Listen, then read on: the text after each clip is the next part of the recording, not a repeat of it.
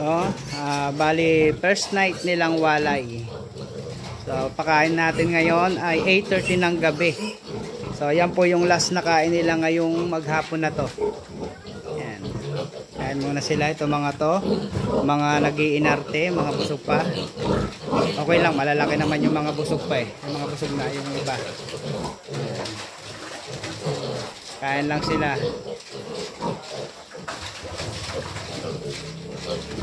Tubig. So ayan. So, ganyan lang po ginagawa ko pagka walay ng mga piglet. So hindi po tayo naglalagay ng kung ano-ano sa tubig. Normal na tubig lang po yan. Sapat na normal na tubig. Tapos sa feeds nilang ginagamit natin ay Pigrolac Premium Grower po. Grower po yung pinapakain natin sa mga piglet natin dito. Ayan. Po sila. Magandang gabi sa inyong lahat.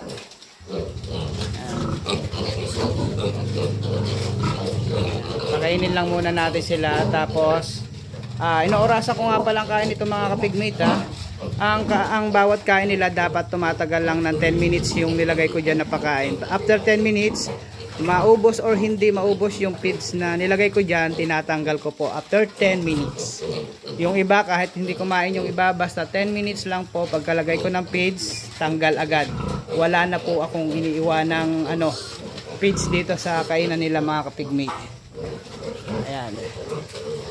So, ayan po yung ating 26 days old at 27 days old na piglet na winalay natin.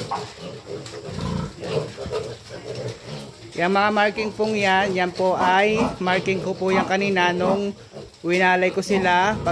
Paglipat ko sa kanila dito ay ini-injectan ko na po ng purga. Pinupurga ko na po sila. Yan. So kung yung iba mga kapigmate kung magwalay ay inahin. So, inahin ang tinatanggal sa farrowing pen.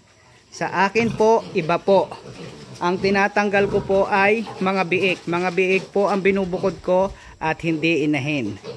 Hindi na naman po natin maiwasan dito na may magsabi na mali ang ginagawa natin. Sasabihin nila dapat na tinatanggal ay inahin. Yun po ang sinasabi ng mga expert. Para sa akin naman, inahin or biik ang iwalay mo. So depende po yan sa diskarte mo.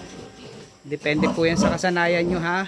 Para sa akin, walang mali sa pag-aalaga ng baboy kung ang resulta naman ay okay. So doon po tayo magbase sa resulta, hindi sa mga standard. Yan. So yan, ito mga inahin natin, target natin. So ngayon tayo nagwalay. February ano baga ngayon? February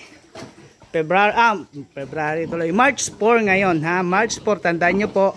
March 4 po tayo nagwalay. So ang target natin dito 3 to 5 days dapat naiay na natin to mga to. Ibig sabihin 1 to 3 days dapat naglalandi na sila. Yun po ang target ko dito sa mga alaga natin. So yun po ang paraan ko dito mga kapigmate ha. Kahit malito sa standard ng mga technician na kilala nyo, para sa akin po ay tama ito. So ito mga busog na to mga to. Yan. Tutulog na. Yung iba kumakain pa. So wala pa naman 10 minutes kaya dire-diretso lang sila. So ganyan lang po magwalay mga kapigmate. Saka hindi po ako sa kanila nagbibigay ng antibiotic pag nagwawalay ako. Hindi rin po ako nagbibigay ng vitamins pag nagwalay ako. Pinupurga ko lang po sila. Dahil last na purga ko sa kanila 25 days old since birth. Nag-inject po tayo ng vitamins, so dapat Bexan SP, pero ang ginamit natin mga kapigmate ay Bilamil ang ginamit natin. Sa katawan ng mga piglet natin, malalapad naman kaya wala tayong problema dito. Yun, ayun yung maliit natin, oh. Ayan, yan na po yung pinakamaliit. Yan. Pero hindi natin bebenta yan. Ayan. So, unti-unti nang nauubos yung kumakain mga kapigmate. So, paubos na rin yung feeds na nilagay natin. So, ayan. Yun, yung isang lagayan, ubos na. Sige. Hindi muna ako lalapit sa kanila. Kasi may phobia pa sila sa mga kapigmate. Kaya lalayo muna ako sa kanila. Kasi baka tumigil sa pagkain na hindi pa naman busog. Ayan. Ayan. Yung maliit natin, no? Halatang halata yung pinakamaliit. So, total ng piglet natin ngayon, ito ay 17 heads na lang kasi nabawasan ng 2 ulo kanina. Kinuha na sila ng DA Bayawan yung nag-EI sa atin. Nag-EI sa mga inhin natin. So, ang bayad po natin sa EI ay isang piglet. So, yan po. Magandang gabi sa inyo. So, kumakain pa sila. Yan. Itong iba natutulog na o nagpapahinga na. Yan. Yan. So, magandang gabi sa inyo mga kapigmate. So, in-update ko lang kayo.